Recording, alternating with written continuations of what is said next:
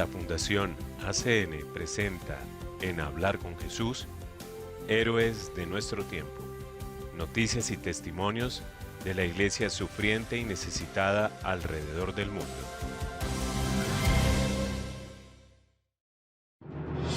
Bienvenidos a ACN Noticias, un espacio para conocer la actualidad de la iglesia en todo el mundo y la realidad de los cristianos que pasan necesidad y que sufren persecución a causa de su fe. Escucharemos 3 historias que nos develan la realidad de la iglesia en diferentes lugares del mundo. Atendamos. La oración fue mi fortaleza en prisión, conmovedor testimonio de una cristiana sudanesa. Mariam Ibrahim fue arrestada por apostasía y adulterio porque la ley Sharia ordenaba que fuera musulmana como su padre, a pesar de que había sido criada como cristiana practicante. Compartió su testimonio en el lanzamiento internacional del informe sobre la libertad religiosa 2025. Más de 20 ponentes de diferentes regiones del mundo compartieron testimonios y análisis sobre la situación actual de la libertad religiosa durante el lanzamiento internacional del informe sobre la libertad religiosa en el mundo 2025, organizado por Aid to the Church in Need, ACN, el 21 de octubre en Roma. Una de las intervenciones más conmovedoras fue la de Mariam Ibrahim, también conocida como Mariam Ishaq, una mujer sudanesa condenada a muerte en 2014 por supuesta apostasía y a 100 latigazos por presunto adulterio, tras negarse a renunciar a su fe cristiana. Aunque Mariam no pudo viajar a Roma debido a un problema de visa de última hora, envió su mensaje en video desde los Estados Unidos, donde reside actualmente con su familia. En su intervención expresó su profunda gratitud a ACN por todo el trabajo, la defensa y las oraciones realizadas durante todo el año en favor de la iglesia perseguida. Trae mucha esperanza a mi corazón ver todo este trabajo y defensa de aquellos que sufren por su fe. Estoy profundamente agradecida con mis amigos de Aid to the Church in Need por no olvidar a los perseguidos, dijo Mariam. Ella recordó que su calvario comenzó en Sudán cuando, siendo hija de padre musulmán y madre cristiana, fue considerada automáticamente musulmana según la ley islámica. Me acusaron por haber crecido como cristiana, por practicar mi fe y por casarme con un cristiano. Eso fue considerado un delito, explicó. Durante su embarazo y encarcelamiento vivió uno de los capítulos más duros de su vida. Pasé la Navidad de 2013 en prisión, descubrí que estaba embarazada justo antes de ser encarcelada. Esa primera noche en la celda estaba aterrorizada y solo podía orar. Mi madre había fallecido, mi familia paterna me rechazaba y los medios de comunicación me llamaban impura, infiel y digna de la muerte. Uno de los momentos más sobrecogedores de su testimonio fue cuando relató cómo logró conservar su Biblia en prisión. Tuve que cortar las páginas y esconderlas en mi cabello para poder leerlas en el baño. Ese era el único lugar donde podía abrirlas sin ser descubierta. Esa Biblia de la prisión la sigo llevando conmigo a donde quiera que vaya, dijo mostrando el libro. Mariam destacó el poder de la oración y la importancia del acceso a la palabra de Dios para quienes enfrentan persecución. Cuando la gente me pregunta cómo rezar por los perseguidos, digo, pidan a Dios que les dé acceso a su palabra. En muchos países tener una Biblia es considerado un acto de terrorismo.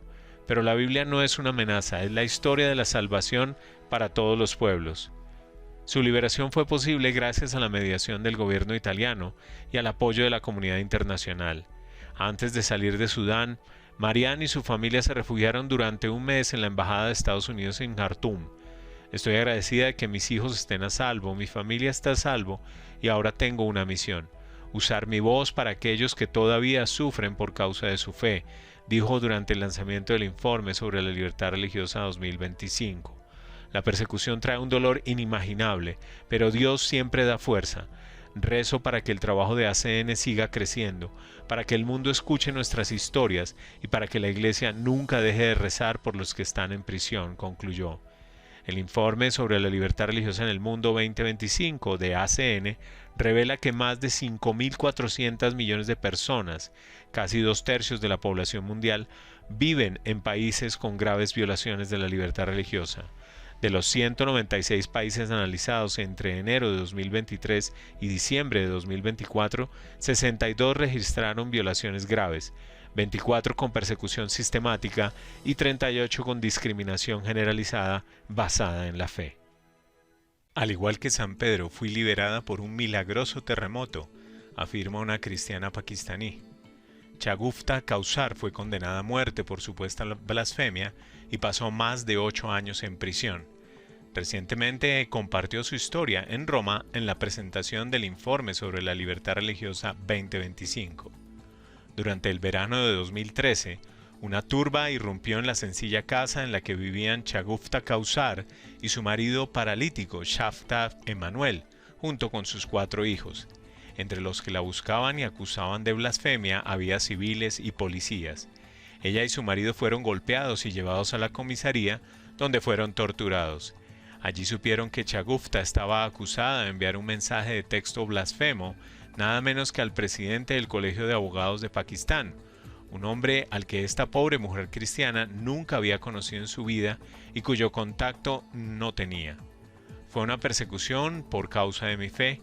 Había una multitud fuera de la comisaría que gritaba «Muerte a Shagufta y Shafta Emanuel», ha contado recientemente Shagufta en su testimonio durante la presentación sobre el Informe de Libertad Religiosa 2025 en Roma, organizada por Aid to the Church in Need, ACN. La acompañaba su hermano, que hablaba en su nombre, ya que ella no domina el inglés. A pesar de lo improbable de la acusación, tanto Shagufta como su marido fueron condenados a muerte y pasaron los 8 años siguientes en régimen de aislamiento en diferentes prisiones. Durante esos tiempos oscuros, su fe se vio a menudo puesta a prueba, pero ella se mantuvo firme a pesar de los esfuerzos de algunos grupos de personas por convertirla. En ese momento me ofrecieron la opción de ser liberada simplemente negando a Jesús, pero yo dije que no, que Jesús había muerto en la cruz por mis pecados y que no renegaría de él. Su estancia en prisión fue muy perjudicial para su salud. Comenzó a perder movilidad en las extremidades y en un momento dado perdió la capacidad de hablar. Desesperada, rezó. Le pidió al Señor que me concediera seguir viva porque quería volver a ver a mis hijos. Entonces tuve una visión. Vi la cruz y vi al Señor, y Él me sanó, y yo me incliné y alabé al Señor por la vida que me había dado. Con recobrado vigor, Shagufta se aferró a la oración y a la palabra de Dios, leyendo su Biblia. Un día que estaba leyendo los Hechos de los Apóstoles, cuando Pablo y Silas están en la cárcel y un terremoto abre las puertas, justo cuando estaba leyendo eso sentí un terremoto real. Todo temblaba y los guardias gritaban. Pero al cabo de un tiempo hubo otro tipo de terremoto. En Holanda se presentó una petición para que me liberaran. 16.000 personas firmaron en un solo día la petición, que se entregó a la Embajada de Pakistán, y luego el Parlamento Europeo aprobó una resolución con más de 600 votos, amenazando a Pakistán con consecuencias si no nos liberaban. Esa fue una iniciativa liderada no solo por cristianos, sino también por muchas personas que no lo eran. Para nosotros fue un milagro. Al poco tiempo, ella y Shafta Emanuel fueron puestos en libertad y pudieron reunirse con sus hijos. El gobierno pakistaní les proporcionó protección y finalmente abandonaron el país. Aunque Shagufta y Shafta ahora son libres, no se olvidan de sus compatriotas que siguen sufriendo persecución en Pakistán. Ahora estamos ocupados en defender a nuestros hermanos y hermanas que permanecen entre rejas, porque hay muchos que siguen sufriendo. El de Shagufta fue uno de varios testimonios de primera mano sobre la persecución que se escucharon en la presentación oficial del informe sobre la libertad religiosa en el mundo, en el evento organizado por ACN en Roma.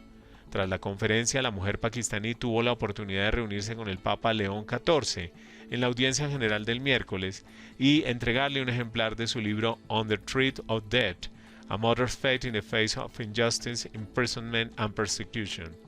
Bajo amenaza de muerte, la fe de una madre frente a la injusticia, el encarcelamiento y la persecución. Tras dicho encuentro, Shagufta expresó su gratitud a ACN. Estoy agradecida con ACN Internacional, que es un instrumento de la providencia. Soy profundamente feliz porque mi deseo de conocer al Santo Padre se ha hecho realidad. Pensaba que no era digna de conocer al Papa, pero ustedes lo han hecho posible al traerme aquí. Rezo por todos ustedes. El encuentro con el Papa me ha traído la bendición de Dios. He llorado al encontrarme con el Papa porque ese encuentro ha sido realmente una bendición para todos los cristianos perseguidos en el mundo. Que Dios bendiga a todo el equipo de ACN y a sus benefactores. En el informe sobre la libertad religiosa en el mundo 2025, Pakistán figura como país donde se da una grave persecución. Los cristianos y otras minorías religiosas son a menudo acosados y la infame ley de blasfemia del país se utiliza indebidamente para venganzas personales, lo que da lugar a situaciones de atroz injusticia. Arzobispo Jacques Murad: la iglesia está muriendo en Siria, no hay libertad, ni religiosa ni de ningún tipo. Sería una pérdida enorme, porque la iglesia nos recuerda a todos la ética de la justicia y la dignidad del ser humano como valor supremo. Entre quienes viajaron a Roma para participar en la presentación del informe sobre la libertad religiosa 2025 de la Fundación Pontificia ACN, estaba el arzobispo sirocatólico de Homs, Hama y Nabg, Monseñor Julian Jacques Murad, quien en 2015 estuvo secuestrado por el ISIS, y quien aportó una completa panorámica sobre la situación de su país. Durante la presentación, el arzobispo alertó que la iglesia está muriendo en Siria, pues la situación política y judicial es insostenible y la mayoría de los cristianos están marchando del país en busca de mejores condiciones de vida. Monseñor Murad, de 57 años, pertenece a una comunidad monástica empeñada en cultivar relaciones de fraternidad entre cristianos y musulmanes, en un país en el que los primeros son apenas el 2,3% y los segundos el 95,9%. Evita hablar de las torturas que sufrió hace años a manos del Estado Islámico y prefiere pensar en los musulmanes que lo ayudaron a escapar de los milicianos. Habla con suavidad, pero con palabras claras. Esperamos que alzar la voz en este momento haga bien a nuestro país. La Fundación Pontificia ACN estimaba que en 2011 residían en el país 2.100.000 cristianos y en 2024 la cifra era de unos 540.000. No ha funcionado ningún intento de la Iglesia Universal y de la Iglesia local por limitar el flujo migratorio, porque las causas no están relacionadas con la Iglesia, sino con la desastrosa realidad política y económica del país. No es posible intentar limitar una oleada migratoria sin intentar primero establecer un modelo político de gobierno bien definido en Siria y un sistema de seguridad sólido, explicó el arzobispo. Según denunció, el pueblo sirio sigue sufriendo violencia y represalias y persisten trágicos y lamentables acontecimientos que echan por tierra todas las reivindicaciones internacionales y las recriminaciones populares encaminadas a poner fin a este baño de sangre. Cada vez nos parecemos más a Afganistán. No hay esa violencia, pero tampoco estamos lejos. Se practican muchos tipos de presión sobre las personas. No piensen que estamos caminando hacia la libertad, ni libertad religiosa, ni ninguna otra libertad, aseguró. Desde Roma hizo un llamamiento a todas las personas de buena voluntad del mundo para que tomen las medidas necesarias para poner fin a la violencia y encuentren los medios para acabar con las injusticias pasadas y presentes. Aclaró que la falta de justicia es el resultado de los últimos 60 años, durante los cuales se ha creado una profunda división entre el Estado y el pueblo. La gente no tiene confianza ni en el gobierno local ni en la comunidad internacional. Nos fiamos solo de Dios, dijo el prelado. Explicó que les preocupa que un tratado de paz con Israel les obligue a ceder los altos del Golán. Considera que eso supondría privar a los habitantes de Damasco de las fuentes de agua y esclavizarlos. ¿Quién aceptaría un tratado así? ¿Dónde están los valores de los derechos humanos que deberían ayudar a tomar decisiones justas para ambas partes? Su propuesta es, por un lado, que la comunidad internacional adopte una postura clara respecto a lo que está sucediendo en Siria. Por otro, solicitó que todas las instituciones y organizaciones locales e internacionales que operan en Siria cooperen, junto a instituciones culturales, escuelas, universidades e institutos, para superar el miedo que reina en la sociedad y organizar cursos de formación sobre el papel de la legislación en la instauración de la justicia y la independencia del Poder Judicial. Explicó que, por su parte, la Iglesia está organizando en Alepo foros para formar a personas capaces de desempeñar un papel político cuando se presente la oportunidad y, en consecuencia, contribuir a garantizar la transición de un régimen autoritario y unipolar a un régimen democrático. Recuerda que están en su derecho de hacerlo, en un país tan rico en historia, civilización y valores humanos. pero reconoce que los católicos hoy nos sentimos extranjeros en nuestro propio país, lo cual es intolerable. Les damos las gracias, queridos amigos de ACN, benefactores y socios, porque hacen posible que sea aliviado el sufrimiento de los cristianos perseguidos y necesitados en Siria y en todo el mundo. Que el Señor bendiga su labor para que puedan seguir cumpliendo su misión. Damos gracias a Dios por la existencia de la Iglesia, que nos recuerda a todos la ética de la justicia y la dignidad del ser humano como valor supremo. Se despidió el obispo. Impactante realidad que nos hace reflexionar sobre los privilegios que tenemos como cristianos de Occidente y nos interpela en nuestra manera de obrar. Gracias por escucharnos y por brindarnos su compañía. Los esperamos en nuestra siguiente emisión. Dios los bendiga.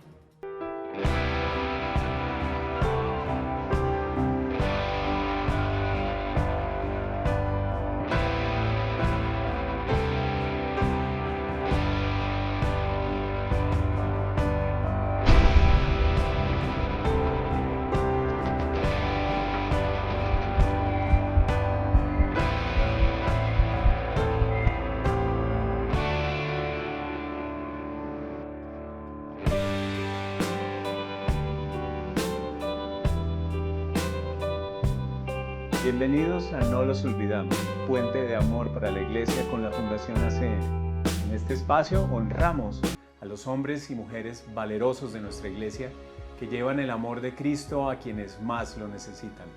Conoceremos historias sorprendentes de estos héroes silenciosos de nuestra Iglesia Católica. Atendamos.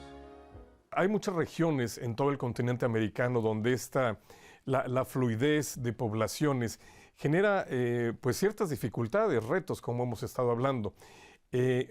¿Cuál es la razón en particular por la que está llegando estos migrantes a esta región? ¿Es un imán económico? ¿Hay suficientes fuentes de trabajo? ¿Cuál es la atracción para esta población migratoria?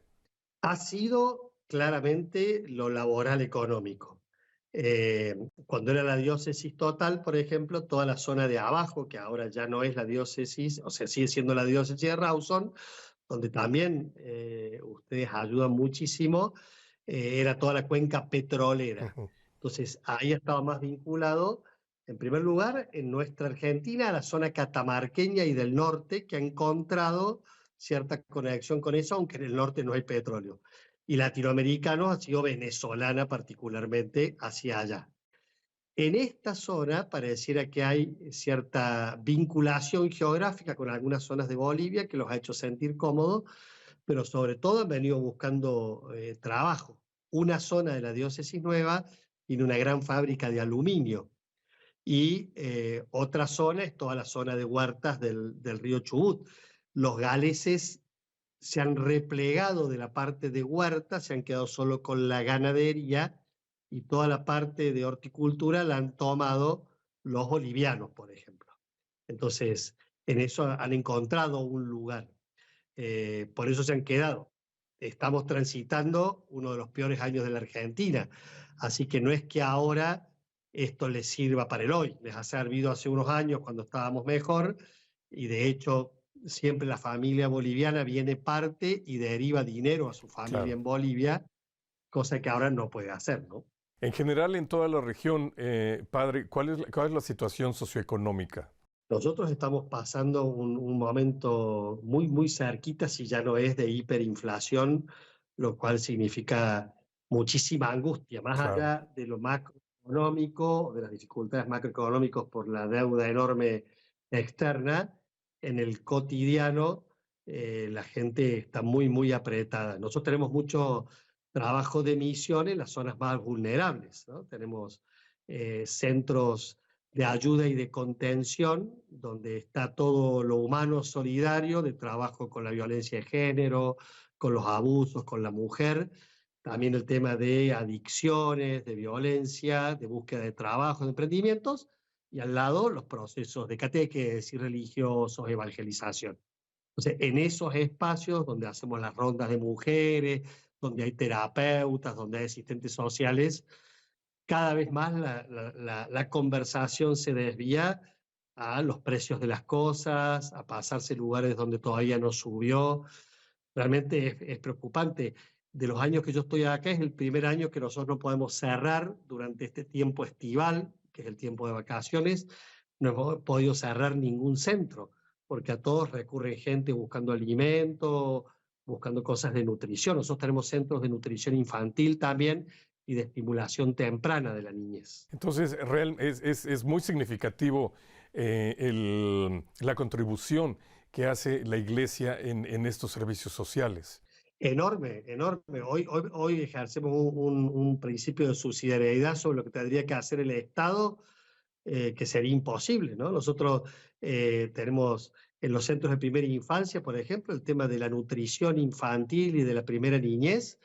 Hace años hemos aprendido que más que apoyos escolares posteriores, hay que apostar desde el Al comienzo del inicio. embarazo, Ujú. 4 o 5 años, para la nutrición infantil. Entonces, hemos puesto mucha energía en eso, pero dentro de la diócesis, esta provincia ha sido la más castigada en el tema educacional. Hace 4 o 5 años que los niños no tienen un proceso educativo constante en todo el año. Nosotros recibimos chicos para la nutrición o para los procesos de apoyo escolar que teniendo 8 o 9 años no solo no saben leer y escribir, sino que no pueden tomar un lápiz. Nosotros hemos hecho procesos de catequesis en que hemos vuelto a las iglesias medievales de ustedes o renacentistas con las imágenes que son las que catequizan, ¿no? Quizás ustedes hasta ya lo han olvidado, pero esos techos, esos vitrós, esos espacios eran para la Claro. catequesis, no solo para el arte, y explicaban una imagen de la vida de Jesús, de algún santo, y nosotros en muchos casos, en muchos procesos de catequesis hemos tenido que volver a eso. Ahora que estamos hablando ya de catequesis y de toda esta atención pastoral, padre, ¿usted tiene suficientes sacerdotes, suficientes religiosas para atender a los fieles de toda esta región? No, nosotros somos poquitos.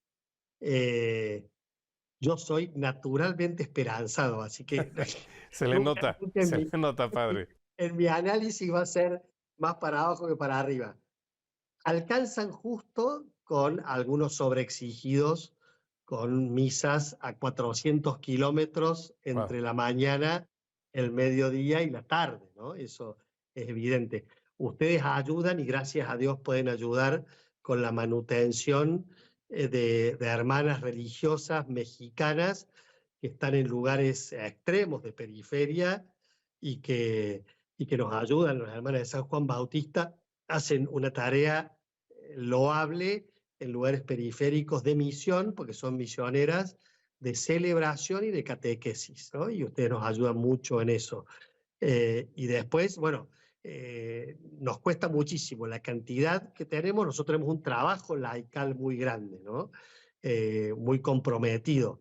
También ustedes ayudan en procesos de formación, a veces de ese camino laical. Nosotros hemos tenido un sínodo diocesano, tenemos procesos de asambleas y de discernimiento pastoral con los laicos bueno, que estimulan y que hacen que no tengamos gente que no se acerca o no tiene cerca el proceso de evangelización, ¿no?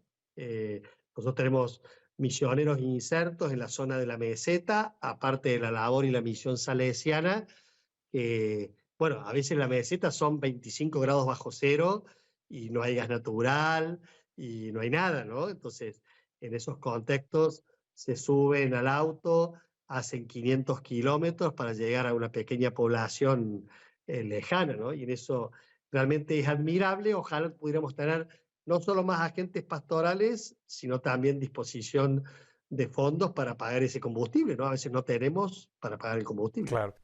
Padre, y en todo es impresionante esta labor que nos está describiendo, pero aquí estamos hablando inclusive de primera evangelización. Sí, en algunos lugares sí, de primera evangelización.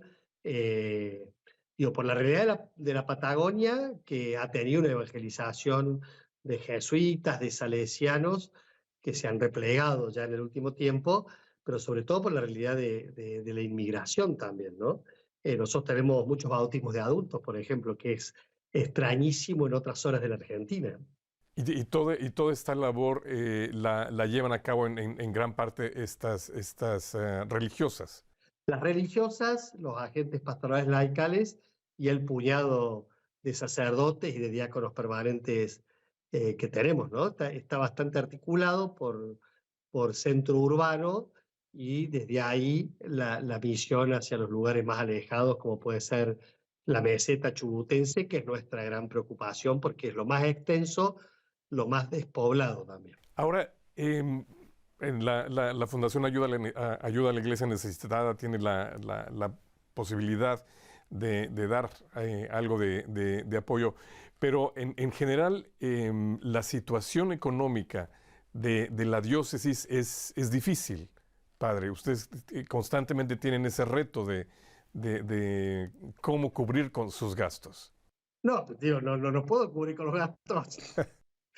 No llego a cubrir los gastos, claramente. Digo, está empezando. Uno confía en la providencia y en Dios, pero en este momento que recién empieza, por supuesto que no. Digo, son realidades muy diversas a lo que ustedes están acostumbrados. Quizás, a ver, yo toda la vida, desde que soy obispo, lo que he percibido por mes es más o menos entre 60 y 70 euros. Serían lo que a mí me puede ayudar la iglesia para vivir. Y gracias a muchas cosas de ustedes, yo puedo pagar el combustible, por ejemplo, de la camioneta. Yo tengo un gasto de combustible semanal que deben ser 150 euros si no me muevo mucho. Entonces, en eso sería imposible sin la ayuda de ustedes. Se ha quedado muy acotado a los gastos comunes de lo que puede ser la vida de un obispo o de las religiosas o de los curas, y en eso vivimos de la caridad, ¿no? O sea, por ahora la diócesis nueva no tiene curia ni tiene casa episcopal. Entonces, yo vivo de prestado en parroquias, por ejemplo. El obispo en este caso, y no es mi caso particular, la mayoría de los obispos patagónicos no tenemos presupuesto para la comida diaria o para quien nos limpie o nos planche o a esas cosas, lo hacemos todos nosotros con muchísima alegría, sabiendo que de ese modo nos parecemos no solo al pueblo que pastoreamos, sino al menos en eso a Jesús de Nazaret, así que en eso no hay problema. Qué bueno. Padre, usted también nos mencionaba el trabajo de los laicos. La verdad es que es impresionante en todo el mundo cómo cada vez tienen más relevancia esos agentes pastorales que son laicos comprometidos. Pero ciertamente es un reto el que ustedes puedan generar ese interés y ese deseo de comprometerse de los laicos. No es una cosa que se improvisa. En ese sentido, ¿cuál es el esfuerzo que usted está haciendo para poder generar esta, llamémosle así, generosidad de los laicos? Yo personalmente es más difícil y más desafiante la formación permanente del que sea apasionado, ¿no? O sea, no falta pasión, no falta... nosotros tenemos un montón de gente trabajando en la catequesis, en la caridad, en la liturgia, en los coros. No es ese el problema principal, el problema es trazar procesos de formación que acompañen esa pasión. En eso sí es un desafío inmenso por las distancias, por ejemplo. O sea, nosotros tenemos seminarios de catequesis.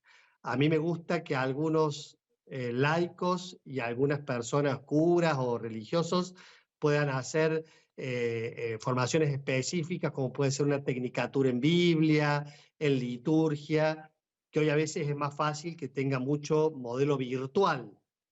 Pero costear eso, sostenerlo en el tiempo, que después cuando tienen el examen final puedan trasladarse a los centros donde estas universidades lo proponen, eso es mucho más difícil.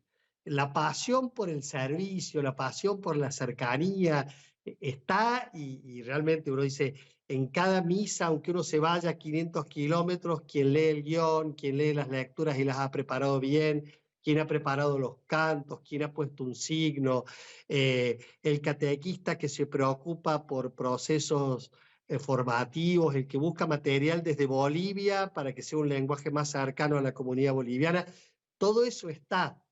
Lo difícil es sostener la formación. En eso también ustedes nos han ayudado y nos ayudan muchísimo para que, para que realmente al desafío de una pasión que han respondido, sí, generosamente, sea sostenido por una formación genuina, enjudiosa, profunda, ¿no? Finalizamos este programa con esas historias que nos recuerdan lo valeroso que es vivir la fe en nuestros tiempos, un poco como el Éxodo, lleno de pruebas y obstáculos, pero siempre guiados de la mano de Dios. La Fundación ACN presentó Héroes de nuestro tiempo, la actualidad de la iglesia sufriente y necesitada alrededor del mundo.